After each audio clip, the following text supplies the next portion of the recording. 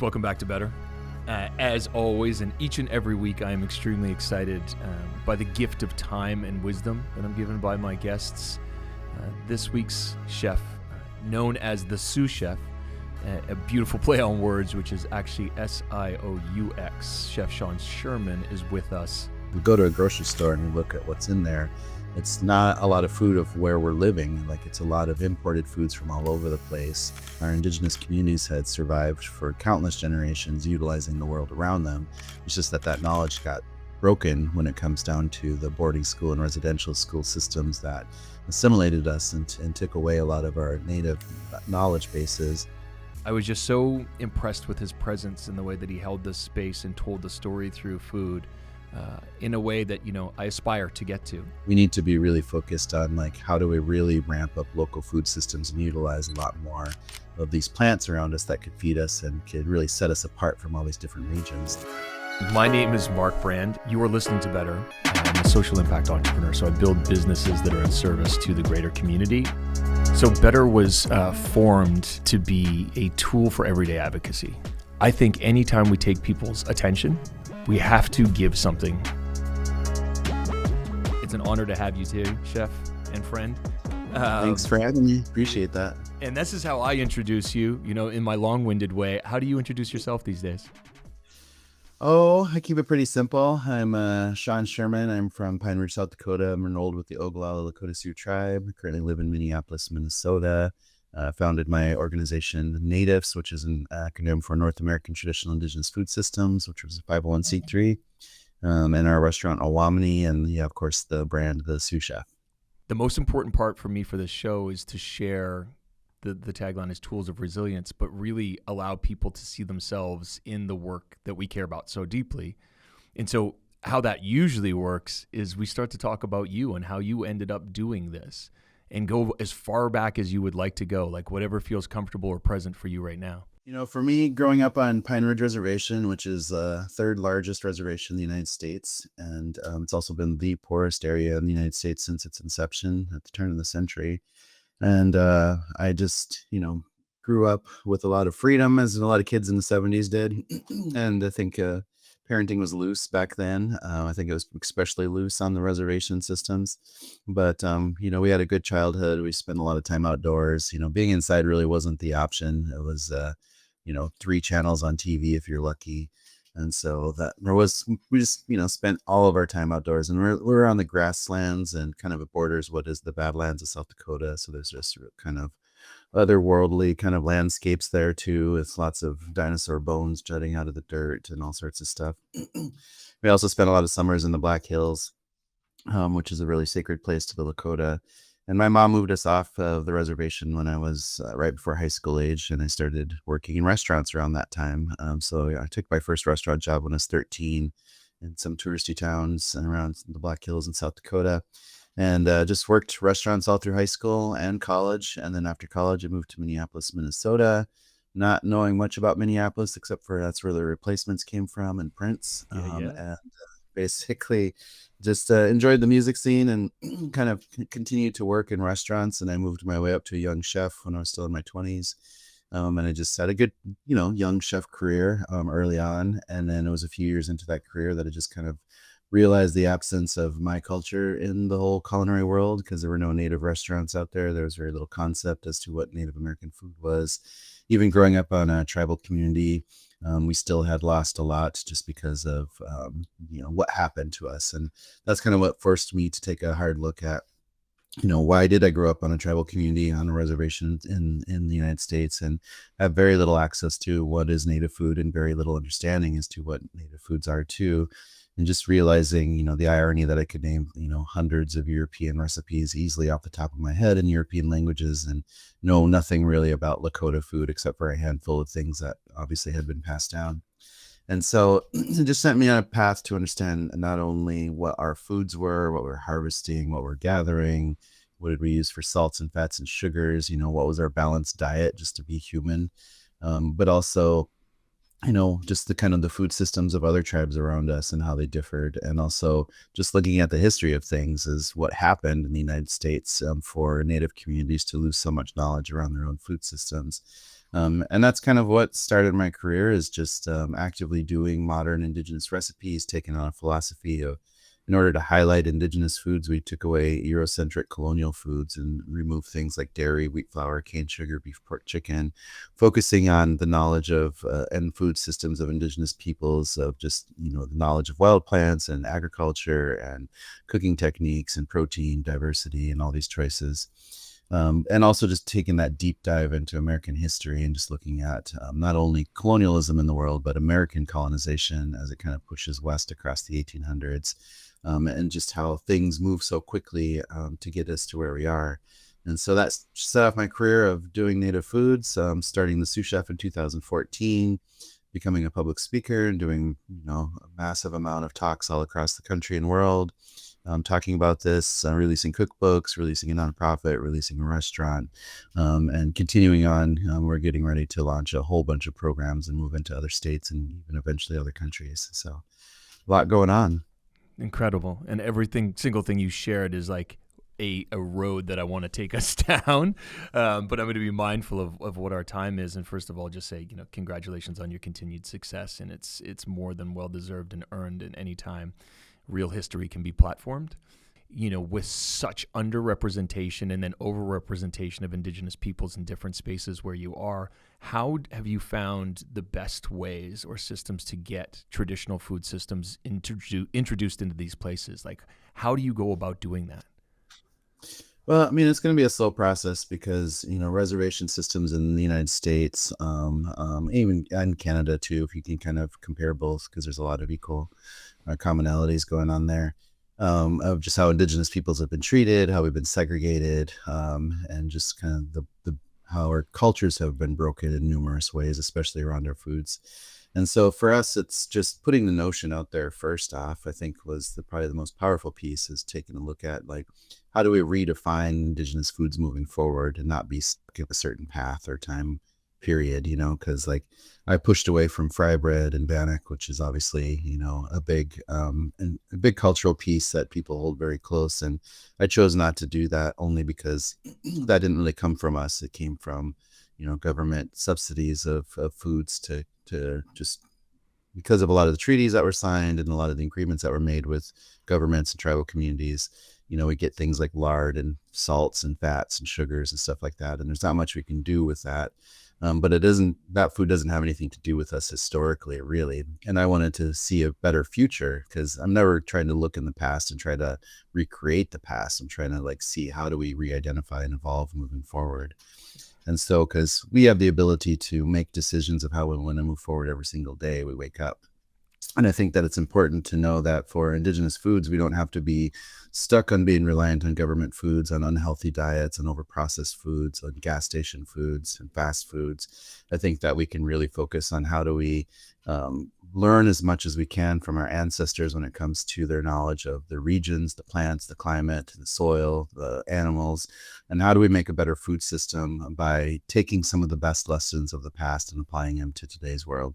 And taking a look at how we can have a lot more plant diversity in our diets, how we can really hold on to a lot of our cultures, our languages that are out there, because we have a lot of diversity. There's 574 tribes in the U.S., 622 in Canada, 20% of Mexico identifying as Indigenous, and that's a massive amount of indigeneity just in North America alone. And so it's important that we realize that we should be learning from Indigenous communities on this kind of, mass tapestry of indigeneity that lies out there, or sorry, just indigeneity in general and diversity, and just focusing on all of these lessons to learn of how to eat, from tropic to Arctic, and, all this different things that we could be implementing into our diets that could benefit many of us if we take the time to preserve and help evolve Indigenous food systems to move forward and start to adapt to more of those healthy styles that are closer related to the earth. It's easier to understand how putting a lot of plants in an area can be a lot more healthy for the soil than just doing monocultural crops. And just how plant diversity is good for ourselves and our bodies, so there's so many lessons to learn. So for us, it's just like planting that seed of that notion first, and then starting to create things and access in real time, just like launching the restaurant Awamni in Minneapolis, following that philosophy, and the entire restaurant is gluten-free, dairy-free, sugar-free, soy-free, pork-free, all those things. And we're able to showcase that we could have a popular, nice restaurant featuring only foods of North America and really paying homage to a lot of the First Nations peoples. So I think there's lots of paths, but again, like this Rubik's Cube of how do we bring this back to tribal communities and even broader is something that it's a slow process. It's something that will probably happen outside of my own lifetime, but all we can do is just set things in motion. 100%. Folks, for those of you who aren't watching on a streaming platform, I am a bobblehead over here right now. I'm nodding my head so aggressively that I think I've kinked it at this point. And I want to just pull out a couple of things that Chef Sean shared with us. One is on Turtle Island, there are over 1,000 different unique and individual beautiful cultures that have historic wisdom to every single crisis that we are facing right now. And the experts in the room remain the experts in the room. And then the quicker that we identify that that's the case historically versus gaslighting ourselves and everybody else in the situation, the better off we're going to be. And secondly, if I think about, I just left one of our venues and walked down here, we have a free cookbook library on the unceded Mi'kmaq territories and traditional African Nova Scotian neighborhood of the north end of Halifax. And I was looking at that cookbook, thinking about those cookbooks, thinking about our conversations today, and every single culture that we, as chefs, aspire to connect with. Why we stage in restaurants is to take wisdom or understanding, and we haven't quite figured out or let the other shoe drop around the peoples who are the original peoples and caretakers of these lands have so much more wisdom than Bocuse d'Or, and to lean into those things is so powerful. So it just feels like we're really close, Chef. To people understanding some things, and it just takes a few more nodes of brilliant contagion, whether that be somebody who can play every instrument in the room or a chef that can, show people that food is delicious by using Three Sisters or using other ingredients. And so I think I would love to understand, what do you believe are still the biggest barriers to people understanding not only what's just and fair, but that the solutions to climate change, to our health crisis, to obesity, to all of these things live in indigeneity and food? What do you think the biggest barriers are? Do they get overwhelmed? Are they flooded? Do they not understand? What is it?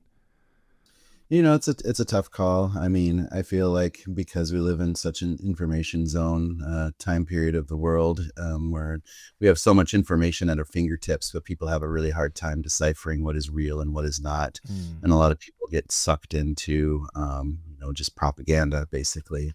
And so I feel like we have to want to learn, and we have to figure out how do we kind of push aside a lot of the aggressiveness of the political divisions that are out there, and how do we really start to center ourselves more on humanity. I mean, because we need to be more human across the board, and what's most important for us as humans, it's not supporting billionaires. It's like, we need to focus on the planet. We need to focus on how our next generations are going to have access to clean water and food.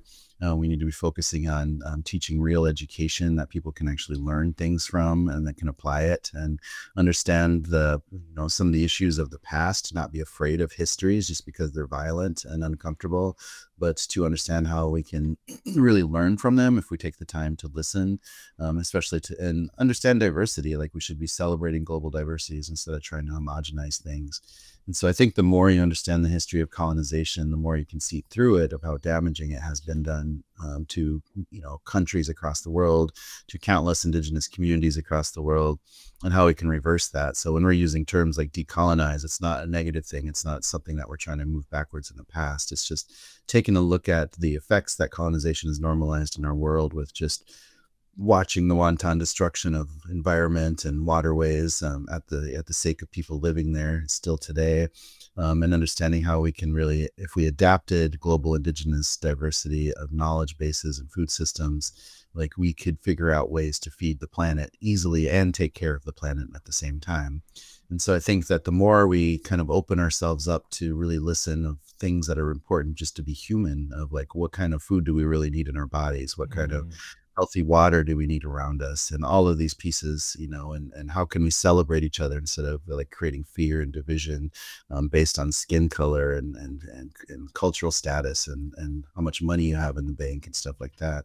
But we need to figure out that center towards humanity. It's beautifully, beautifully put. and I'm going to get even a little bit more granular because selfishly, I'm always looking at best practices, and I think that we have a generational play right now. If I meet somebody who's like 14 years old, they're 3 times smarter than me most of the time, and like that generation is so angry and justly and understood, and probably quicker to come to causality. And then as you sort of move up, that becomes more apathetic, and then you get to the some of the culprits at the top who are like, I don't want to admit this because then that's my entire identity, or my life was based on extraction. But being able to have the conversation and just say, hey, we didn't know what we didn't know, or you didn't know what you didn't know. The knowledge is now here and it's in front of us. How do we all work together in this way? And so what are some tools that you could share with us when you move into community? Because obviously this has got to be so, you hold a temperament that is so impressive to me, but it's got to be so consistently like triggering for you as an individual to be moving into the circles and hearing rhetoric and hearing all sorts of stuff. How do you manage personally to transmute energy and continue in positivity the way you do?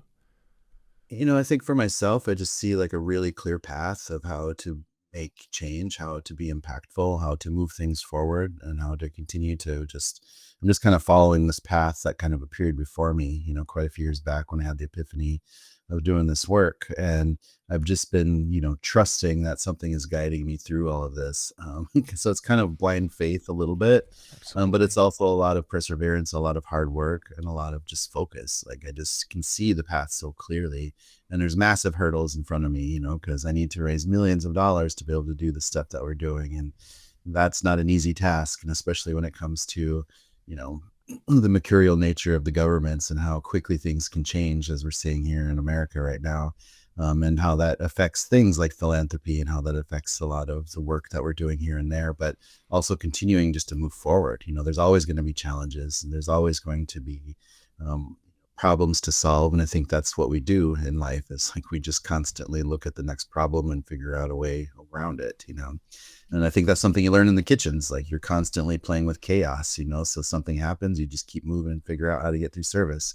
And, that's a very simplistic way to look at it, but that's, how I apply things, is just like dealing with a constant state of chaos as we move forward and just trying our best to get to the goal. So I see like, I'm just in my young 50s right now, and I have X amount of working years in my lifetime, and I want to do as much as I can to be able to move that dial so the next generations have more open doors, so that they can move more fluidly, that they can have things a little set up better for them, and not have to go through a lot of the grind that I did in the early days of just trying to bring this forward to light. And so I just, I move forward with just that sense of purpose, and that sense that I see this path, and nothing's really going to stop me. So I'm just going to keep going. And so, what is sort of a moment where you're moving from working all the different parts of the line, uh, discovering your love of food? What's the transition point where you're like, wait a second, this calling is so much bigger for me, and the path is so clear for me? And like, what was that transition like for you, as like traditional cook through to being you? For me, when I had the epiphany of just looking at trying to wanting to know what my traditional and cultural foods were, what my heritage foods were, everything else just kind of didn't matter as much. I mean, at the time when I was looking at this stuff, like Noma was just coming out on a big scale at the time, and there was a big push for Nordic cuisine. And there was all these trends kind of happening, and all this stuff, but all those trends just kind of washed away, because what became most important was just like, why is there like this countless cultures across North America with like no attention to their own to them to this diversity, or to these food systems? And what's the difference between foods from Southwest United States to Yukon to the East Coast to to the Rocky Mountains to whatever? Like there's so much diversity we could be looking into. And so, I just feel like that when I came across this notion and this idea, it just became a passion. And I just wanted to learn more. And I realized that there's so much to learn, like I'll never get to at the end of my lifetime. And we just finished my second cookbook comes out in November, and it's all Turtle Islands from Mexico through Alaska, erasing those colonial borders and looking at all the diversity of North America. And all I can really do is just barely scratch the surface, because there's too much to talk about. and we can only put a couple of a few recipes in each chapter with across this massive land space. But hopefully it just gives people that perspective to look at things a little bit differently, to think about the land that they're standing on, to think about the cultures that were affected because of the colonization that moved through there, to think about all of these plants that are completely underutilized, that indigenous peoples had used for countless generations to have a balanced diet, that live outside our windows, and people look out their windows and they see just nameless trees and weeds, and like feel like we need to have a much better education system to know where we live and who we live with, including the plant families around us. And I feel like every restaurant should have an ethnobotanist on board to bring in more plant diversity. And so I don't know. For me, this was never about myself and building a brand as a celebrity chef. Like that's kind of happened in the meantime, but it's more. This was always an important thing just to get out there in the world, to change the way the foods are where I grew up, which still struggle, because growing up on Pine Ridge, we had one grocery store to service an area the size of the state of Connecticut in the United States. And there's very, very little nutritional access. We're so rural, and there's many places like that across North America. And we have a lot of work to do to really focus on how do we make things better? What is equity really, and what is privilege when it comes down to that? And how do we balance things? And again, how do we move a dial towards humanity?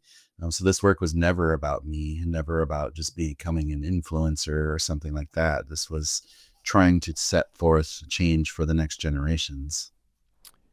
So much to say. And I want to start with couldn't be more excited about the cookbook. And if I don't get a preview copy, friends off immediately.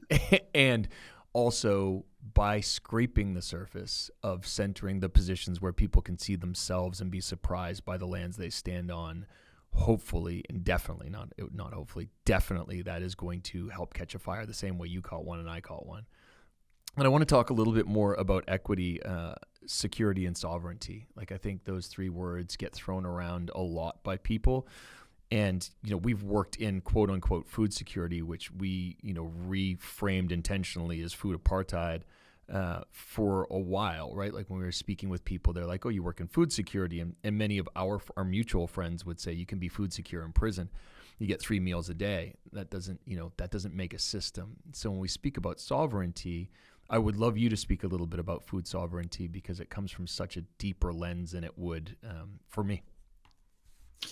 Yeah, so when we talk about food sovereignty, we look at, how can we give more power of food systems back to the tribal communities, since that's kind of our main focus. We look at a lot of reservation systems in the United States and just native communities across North America, and just the segregation that still exists there because of those pieces. And, because their food systems are so broken, like how can we work on bringing that power of food back to us? Because if we can control our food, we can control so much.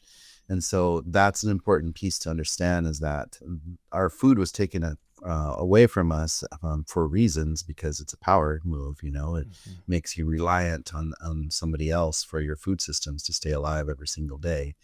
But it's almost unnecessary, because our indigenous communities had survived for countless generations utilizing the world around them.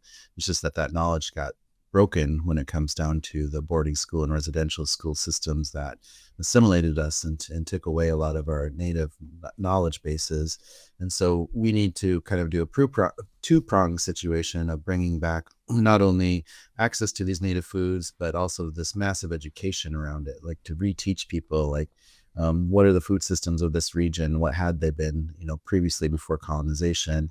What plants were people utilizing? Again, like where did you get basics like salts and fats and sugars, and what were cooking techniques, and what were the animal and protein diversities, and where did we get energy from? Because we need energy from carbohydrates or fats, and right. What were just the building blocks of staying alive.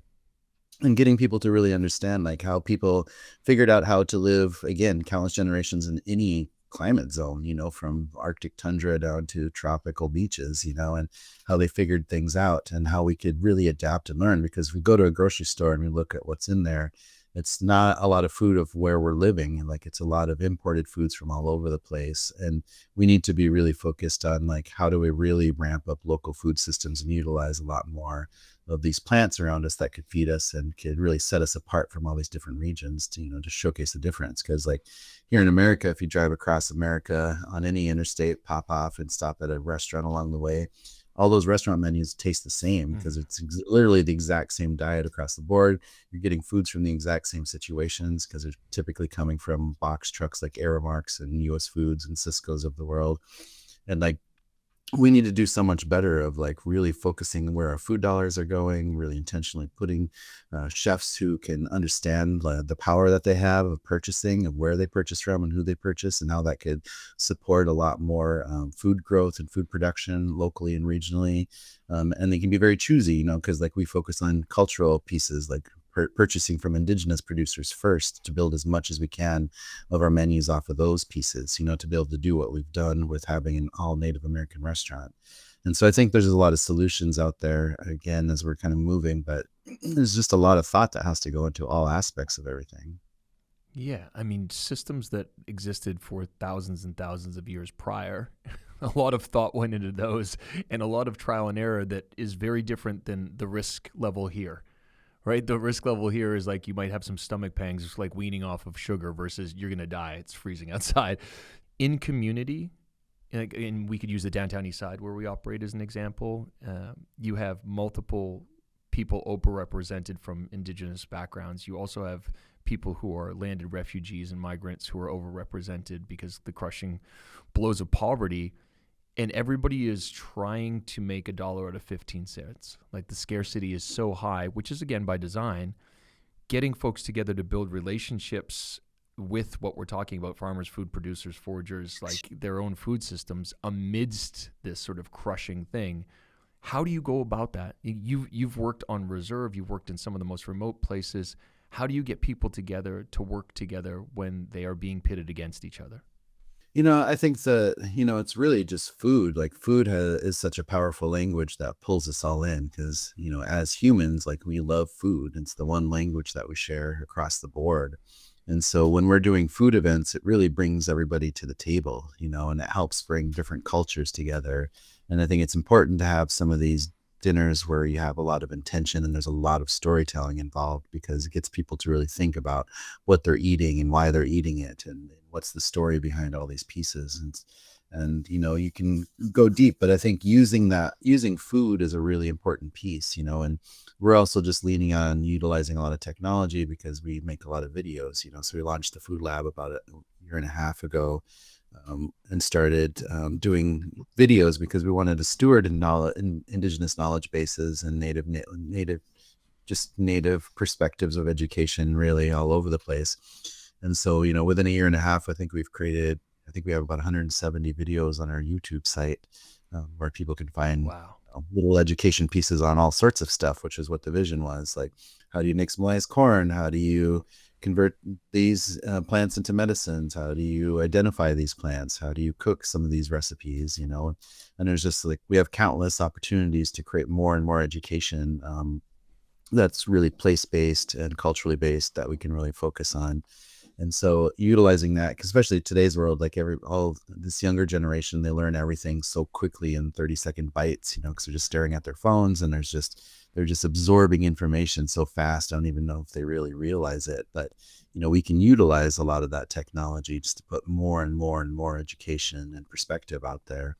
And so I think just flooding the internet with more and more videos for people to watch because those just live there, you know, once you do them. Like we can always hold in-person classes and do plant walks and stuff like that, but you're only, you know, teaching a handful of people with those methods, whereas video, you can just reach people globally within moments, you know.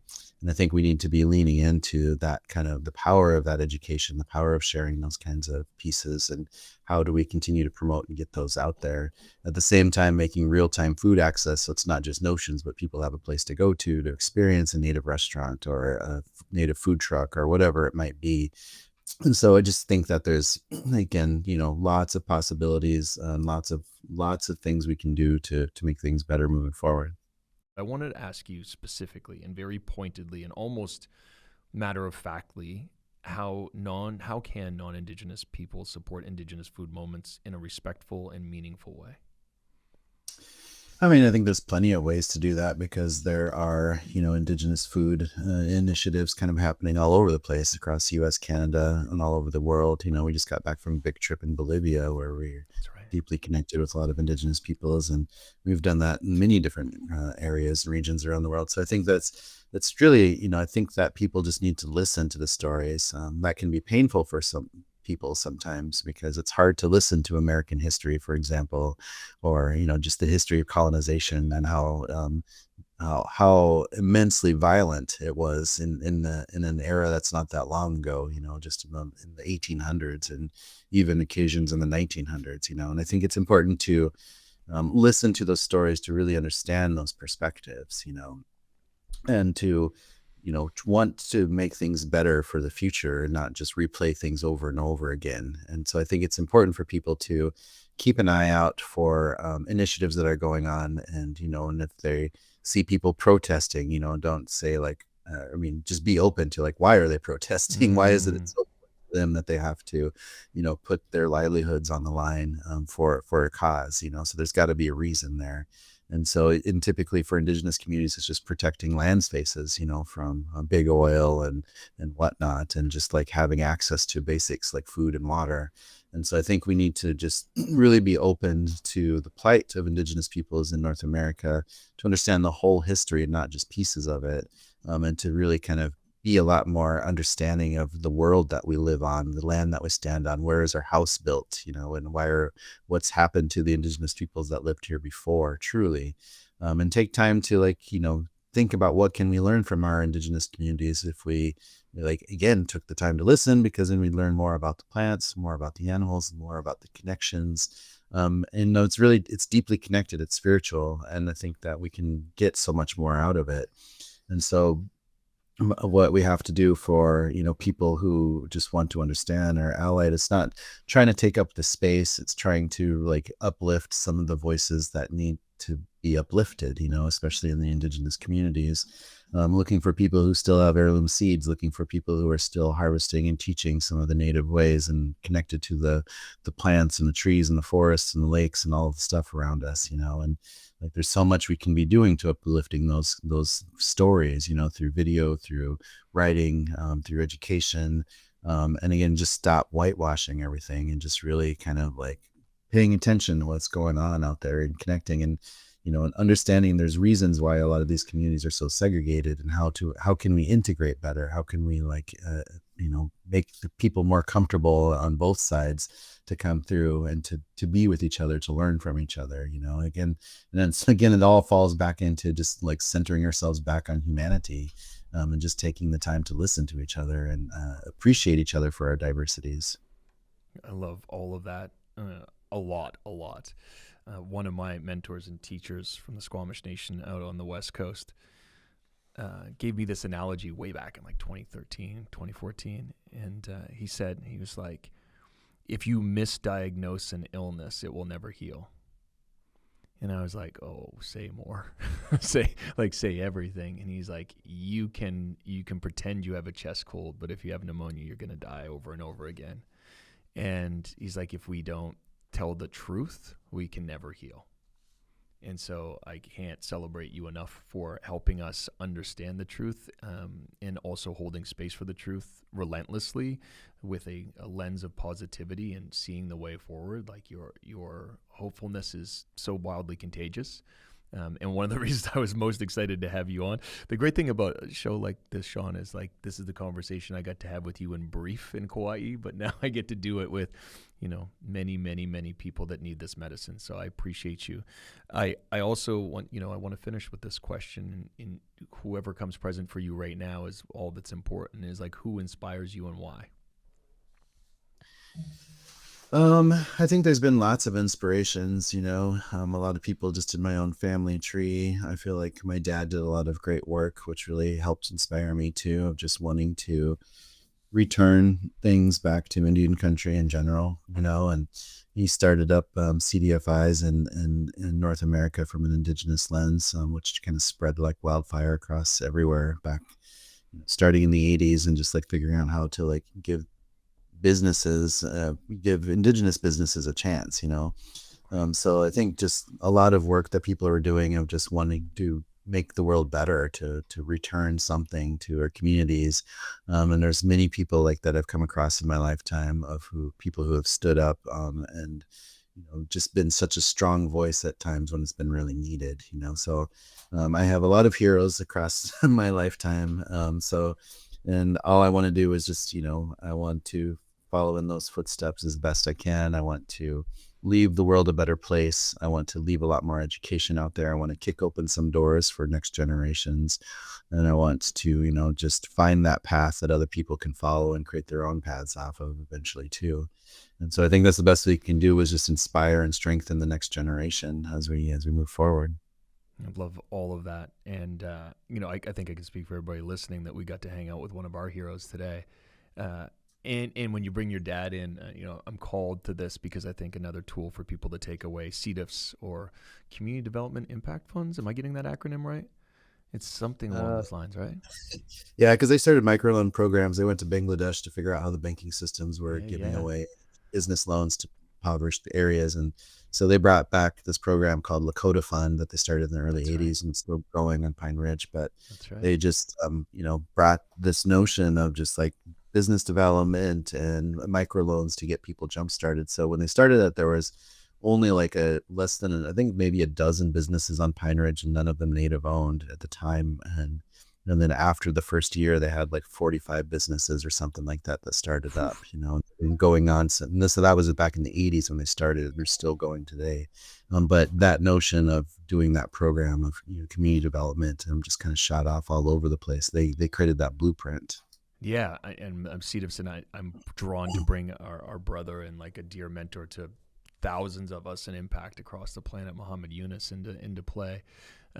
Who also, we will have on the show for sure. And it feels like a spiritual leader at this point in this impact. And, we wouldn't be on the show today together without the partnership that I have through credit unions, which would be a play that I think is just so critically important for people to understand where their money is going. Like if I gave you, Sean, $10,000 today, I know exactly where it's going to go. But if I hold my money in certain institutions, they are funding the exact things that we fight against. And whereas the credit unions fund literally me and the work that we're doing in community. So I wanted to shout out my partner, East Coast Credit Union, just at the end of this, because I'm called to, as we talk about CDIFs, they are, investing at least $1 million in the blocks that we're standing on a year in really purposeful long-term ways, which is what's required to do this kind of work. So shout out to your dad and like, thank you again for showing up. I know your schedule is absolutely obscene is the word that I'm going to use.